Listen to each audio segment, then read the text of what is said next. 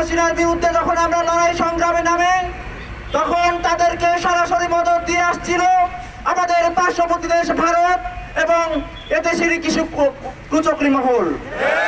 সংগ্রামী সহযোদ্ধা বন্ধুগণ, আমরা দেখতে পেলাম যখন পতিত শেখ হাসিনা যখন কোন জায়গাতেই সারা বিশ্বের কোথাও আশ্রয় পাচ্ছিল না, সেই জায়গা থেকে ভারত নামক একটি সন্ত্রাসী রাষ্ট্র তাকে আশ্রয় দিয়ে পুরো বাংলাদেশের ছাত্র সমাজ, ছাত্র জনতার বিপক্ষে অবস্থান নিয়েছে।